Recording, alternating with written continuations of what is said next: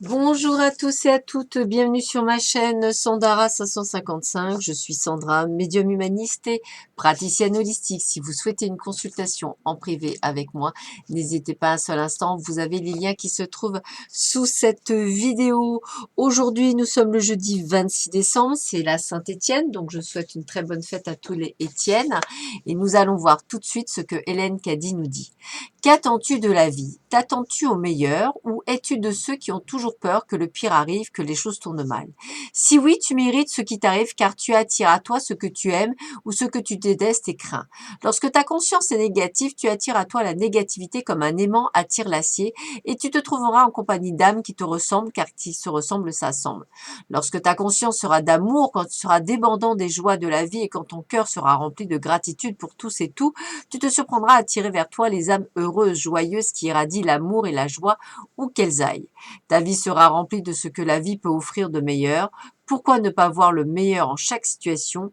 Visualise le meilleur qui est attiré à toi maintenant. Bon, allez, nous allons voir tout de suite ce que l'on nous dit pour cette journée. Ayez confiance, cette situation vous demande d'avoir la foi. Ayez confiance. Voilà.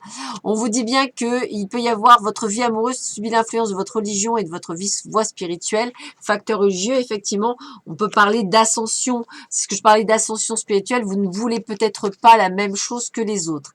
Et on a toujours cette carte de la tromperie. Quelqu'un porte le masque de la tromperie dans cette relation.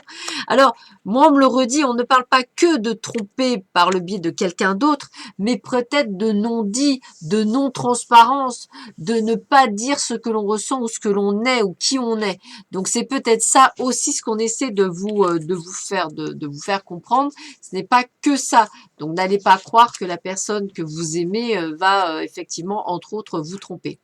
Alors, on vous parle effectivement de SMS, d'échanges, d'invitations, peut-être même de contrats de travail qui vont être signés ces jours-ci, d'achat, de vente, d'échanges. En tous les cas, on est là-dessus sans problème. On vous parle toujours de la fin d'un cycle pour un nouveau cycle.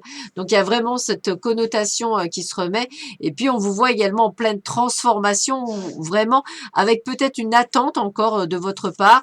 Peut-être aussi, ça appelle les voyages ou les déplacements. Mais moi, je ressens plus cette transformation, ce changement qui s'opère en vous et qui est quand même très présent et très important.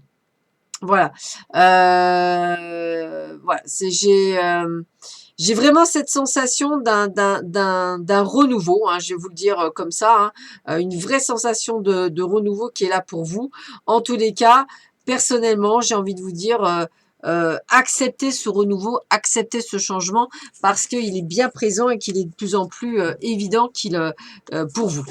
On continue avec la carte 79 de Cacotus. Donc on parle de jalousie, soyez méfiants, faites attention à certaines personnes qui parlent de vous dans votre dos. Moi je dirais plutôt des gens qui essaient de vous mettre, qui vous la font à l'envers. Tiens, ça me parle bien. Des personnes qui vous la font à l'envers, ça me parle vraiment bien. Donc faites attention. On vous parle aussi d'une sorte de solitude morale ou physique de votre part. Peut-être pas traversez-vous justement à cause de ce changement spirituel. On sent bien qu'il y a des choses qui bougent et vous avez effectivement des choix, des décisions à prendre. Vous êtes dans une période d'indécision. Voilà, il y a vraiment cette connotation qui est très forte pour vous. On sent bien ce changement, hein. Il est très très fort, hein. Alors, on vous reparle d'Australie, tiens, du chakra racine. Le chakra racine de la terre-mère est situé sur le mont Uluru en Australie. Ce chakra est un des plus importants au niveau énergétique pour la planète car il permet à l'énergie de Gaïa d'alimenter les autres chakras. Il est temps de vous concentrer sur l'élévation de vos vibrations afin d'être mieux enraciné.